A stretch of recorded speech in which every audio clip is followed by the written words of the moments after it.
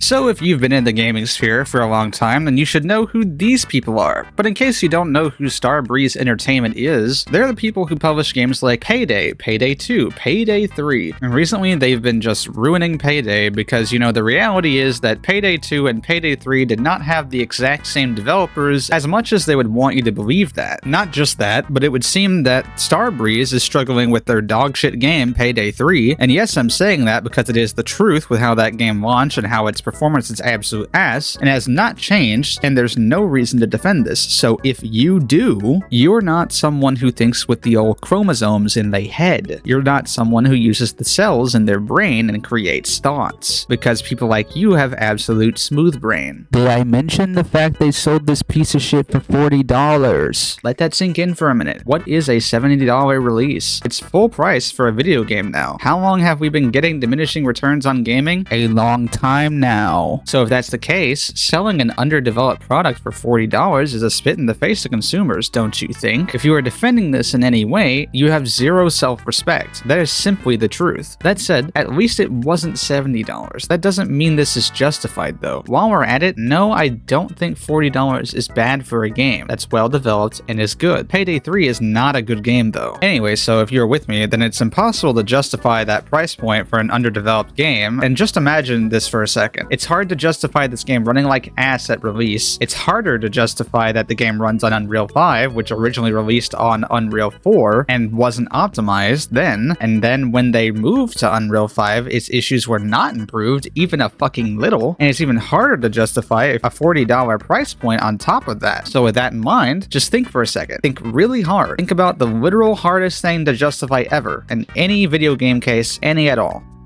Okay, let's talk about Payday 2. So Payday 2 is a really cool game, I've actually played it quite a bit with my friends, and unfortunately, all that time spent, I was never really the target audience for Payday. I am not infatuated with the game to a large degree or anything. I only played the game with friends. So know that there's nothing wrong with liking Payday 2. It is a good game. However, there's something we need to talk about because, how I said, picture the hardest thing to justify ever. That's right, ladies and gents, boys and girls. So I looked at Payday 2's store page recently, and wouldn't you know, it has mixed reviews. I wonder why that is. Well, looky here. Starbreeze Entertainment made a DLC for this game that is a paid subscription for $5 a month, which gives you access to all the DLC as long as the subscription is active. So why did I say this was hard to justify? Because of the fact this game is 12 years old. Not just that, but it would seem since their game Payday 3 is failing, or rather failed, they just went back to milking Payday 2 because they couldn't release a solid product. And it'd be one thing if this game didn't have an insurmountable amount of DLC. In fact, it seems, according to some people, the prices of all their DLC increased in price, with some of them walked back, but most unchanged. So the $5 a month thing is annoying to the Payday community, because look at the user-defined tags here on the subscription page. Capitalism, psychological horror, hentai, LGBTQ+, and clicking the plus icon to show more has sexual content, horror, dating sim, not safe for work. If that, along with the mixed reviews recently, doesn't define how the community feels about this, then please, I want you to go grab your brain wherever you tossed it and put it back into your skull and shut the lid. So this is a pretty big disrespect to the Payday 2 community that's been here for such a long time, and a majority gave Payday 3 a shot, and at the end of the day, Starbreeze, it's not your consumer's fault that your game sucked. It's your fault it failed, because instead of fixing the game like you keep promising, you just went back to milking Payday 2. Never mind the fact that you still get money from it, which would have resulted fine from normal DLC prices. Look, to be honest, this insufferable subscription, and believe me, I hate subscriptions with an absolute burning fucking passion, almost as much as I hate battle passes. But $5 to access all that per month isn't that bad in reality. It's just when you're in a society that uses a lot of subscription bases, it's like,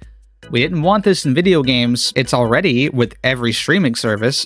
For fuck's sakes, guys, there's a subscription to be verified on Twitter that people have to pay for more outreach of their tweets and things, because it's not a one-time thing now. Social media subscriptions. Yeah, I always thought the whole Twitter subscription thing was a massive insult to everybody who uses the platform. So yes, this is something people aren't going to like. Shocking, I know, but a lot of people will of course be fine with this, and while $5 isn't that bad, it sets a bad precedent, because if we know Starbreeze Starbreeze Entertainment, then we know they probably won't fix their fucking game, and instead they'll just increase prices of the subscription, even the DLCs all over again, as if that's really going to get people to buy after 12 years. There is something you guys should know though. This subscription is not forced to play the game, never was, nor are the DLCs taken away if you already had purchased them before buying the subscription. The subscription merely gives you access to the content you don't already have. You can still buy any of the DLCs individually, no subscription required. Only part that's irritating about it is the price increases for no justifiable reason. So now let's look at some of the mixed reviews, and particularly the negative ones. Mute says, adding a subscription to try to milk a 12-year-old game and upping the price of the DLC bundle because you refuse to put any money or effort into the sequel is downright shameful. The illusion that this is saving you from purchasing $250 worth of DLC is a lie. It's been over a decade since most of this content was added, and it's quite thematically daylight robbery that it still costs this much. According to SteamDB, the price for the Infamy collection has gone up by roughly 1.5 times as of September. Previously 175 AUD, now 254 AUD, assuming no prior DLCs purchased. Will never be purchasing any product marred with the Starbreeze logo on it again. You have burned every last shred of goodwill with your community. Which, yeah, if we convert that to USD, the first number is 115.08 USD, and the second number is 167.03 USD. So agreed, this is just being lazy and spitting at your community. Scootus says, devs raised DLC bundle prices, then made a subscription to own the DLCs. Just get base game and Wolfpack. Yeah, that's exactly what they did. But I wouldn't buy this game or any DLC for such a thing. I received this game for free personally, so I had never bought it, but that doesn't change my perspective here. NH says, that was a funny joke, Starbreeze. You can remove the subscription now. Sad part is, it's not gone, friend. Gotti says, 2025 and they add a subscription service on top of the expensive DLCs. The gaming industry is a joke. I don't particularly fully agree here, but the gaming industry is definitely in dire straits, and publishers and devs, for the most part at least in the AAA space, do not care one bit. It's just about getting more and more money, not doing anything for the people who buy your products, the people who line your pockets. It's disgusting, disrespectful, and unsustainable. Anakin Skywalker says, absolutely shameless for Starbreeze to add a subscription service to this game. They're trying to milk Payday 2 as much as Rockstar is with GTA 5. The fact they put less support into Payday 3 says enough for me to avoid these devs in the future. From making a game about robbery to robbing the players themselves. Despicable. Okay, so yes, this is milking, but not nearly as bad as GTA 5. That game costs a lot more with its milking than Payday 2. That said, yes, this should make you buy better other games. Jaquavius says, publishers sabotaged Payday 3 with cutting cost decisions during development. Due to making a terrible return from their own stupidity on that game, they are now shamelessly milking this game, Payday 2, for any potential sales, discount spam, and DLC subscription. Give this company money and it's going into the void, not fixing decade-old bugs in Payday 2, and probably not to Payday 4. That wasn't much of a TLDR, but it did explain things really well, and it is absolutely correct. Payday 4, though, is a literal dream, because there ain't no way they're working on that if they're milking Payday 2 again. They've completely run out of ideas, and that's clear because they didn't add a damn thing to Payday other than making that subscription, which is not real content. If Starbreeze is having issues, they should fix their mess of a game, Payday 3, because the reception will only get worse the more they do things like this. So anyway, that's all I had to say about Payday today. If you like this video, remember to like and comment, and I'll see you in the next one.